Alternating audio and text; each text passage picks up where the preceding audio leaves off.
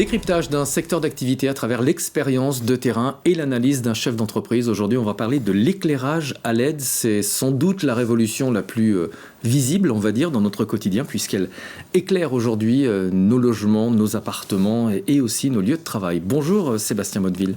Bonjour Stéphane. Vous êtes président de Midex Lighting.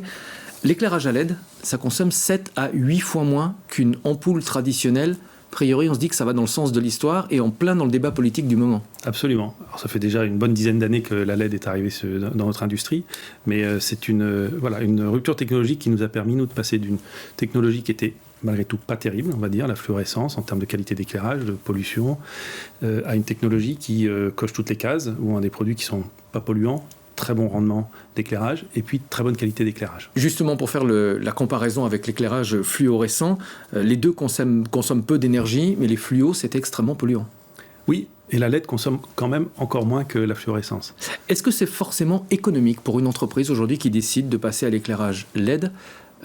Quand on regarde le coût d'installation qui est plus élevé, ces éclairages sont plus chers, est-ce que c'est rentable ? Alors maintenant, la LED a beaucoup baissé en prix et on se rend compte que quand on arrive à un prix acceptable par le client, on a des volumes de vente bien supérieurs. Et donc on a une adoption de la LED qui devient très très forte. Maintenant, on a plusieurs marchés, le marché de la rénovation et le marché du neuf. Le marché du neuf est totalement maintenant fait en LED. Et la rénovation, en fonction des cycles d'investissement des entreprises, on y passe. On a encore un parc qui n'est pas encore totalement en LED, donc on a de la visibilité sur nos marchés à venir dans l'industrie de l'éclairage. Pour le marché de la rénovation, c'est un investissement qui est remboursé au bout de combien de temps ? Le retour sur investissement pour l'entreprise, il prend combien de temps ? Alors ça dépend de l'utilisation d'éclairage du client, ça peut être entre 18 mois sur les très gros consommateurs d'éclairage jusqu'à 36 mois. De toute façon, c'est rentable de faire l'investissement et puis c'est dans la démarche RSE du moment. Alors vous l'avez dit, ça existe quand même depuis pas mal d'années, mais c'est un secteur qui évolue de manière quasi constante. Du coup, quel est le meilleur moment pour les professionnels pour envisager cette transition, sachant qu'on peut toujours se dire ça va encore s'améliorer, donc je vais attendre ? C'est aujourd'hui, c'est comme l'informatique, vos ordinateurs, on touche des performances, on a la même loi de Moore que l'informatique, ça se améliore tous les jours, mais il faut pas hésiter. Nous, on est en train déjà de rénover des installations faites en LED avec des rendements bien meilleurs. Donc il ne faut pas attendre, il faut le faire dès maintenant. Comme l'informatique. Ouais. Au début des éclairages à LED, il y avait beaucoup de produits sur le marché qui étaient de qualité médiocre, qui ne duraient pas très longtemps. Est-ce que cette qualité, elle s'est améliorée au fil des ans ? Oui. Et surtout, comment est-ce que vous contrôlez les produits que vous importez ?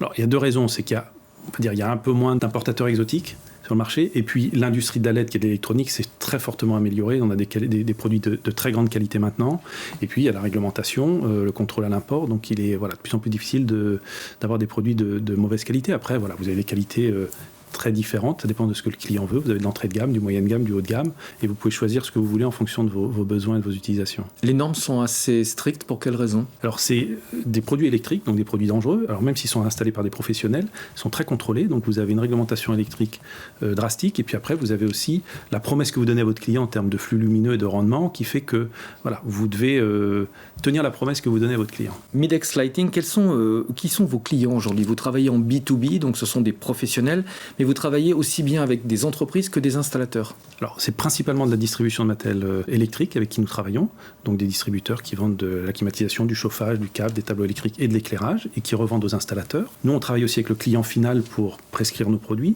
et puis ensuite, quand le deal est fait, on va dire, on vend au distributeur qui revend à l'installateur, ou parfois aux installateurs en direct quand ce sont des gros projets ou des projets spécifiques. Qu'est-ce qui motive le client final ? C'est l'économie d'énergie d'abord, ou est-ce que ça s'inscrit dans la politique RSE de l'entreprise ? Il y a un peu de tout. Quand c'est du neuf, c'est de toute façon de la LED. Quand c'est de la rénovation, c'est aussi de la LED, et ça peut accélérer la volonté d'investir et de rénover des plateaux d'éclairage, on va dire. La démarche RSE, on la sent de plus en plus présente. C'est probablement pas la première raison pour le moment. Il y a l'économie d'énergie, le fait que la qualité d'éclairage est bien meilleure, la durée de vie, vous avez moins de maintenance. Beaucoup de points positifs, mais le RSE apparaît de plus en plus prégnante dans les décisions. Et on le voit pour les grandes entreprises qui ont des milliers de mètres carrés de bureaux notamment, et qui mettent en avant cette rénovation dans leurs critères, dans leur bilan extra-financier. Oui, absolument. Et puis avec l'éclairage, alors nous on a de la chance, c'est qu'on l'a subi entre guillemets. La LED apporte 75% d'économie d'énergie immédiatement. Pas beaucoup d'industries qui peuvent apporter ça. Donc c'est dans le bilan carbone, c'est assez immédiat comme comme économie. Alors, grosse actualité pour vous, puisque votre secteur est confronté à plusieurs problèmes. D'abord, une pénurie de matières premières, en particulier de produits électroniques, et la forte hausse du prix du fret. Comment est-ce que vous arrivez à gérer ces deux problèmes ? Comme beaucoup, on a subi quelques ruptures cette année. Donc on a fait pas mal de commandes et puis on commence à avoir maintenant moins de ruptures et à avoir du stock qui arrive. Malgré tout, on a 3 choses importantes. C'est qu'on a encore des ruptures de composants électroniques, comme beaucoup d'industries. On a le fret qui a fortement augmenté, qui a quintuplé en 15 mois. Sachant que l'essentiel de ces produits viennent d'Asie. Exactement, puisque c'est de l'électronique et que l'électronique est principalement faite en Asie. Les éclairages sont aussi faits à cet endroit-là pour beaucoup de nos confrères. Enfin, il y a de moins en moins malheureusement d'usines en Europe, même si il serait souhaitable que ça revienne. Et ce sera peut-être le cas justement avec ces contraintes d'augmentation de matière, d'augmentation de transport, qui fait que on se pose la question de savoir s'il n'est pas souhaitable d'avoir de la production plus proche de nos marchés. Ouais. Des coûts de transport multipliés par 5, est-ce que vous avez été obligé, vous, de relever vos tarifs pour compenser justement cette augmentation des prix du fret ? Oui, absolument. C'est la première fois que je vis une augmentation de tarifs depuis 10 ans, j'imagine. Et ça a été assez bien compris par nos clients parce que c'est une autorité publique que le transport augmente, que les matières augmentent. Ça nous a permis de compenser les fortes hausses. C'est pas forcément une bonne nouvelle pour le client final, mais c'est la tendance.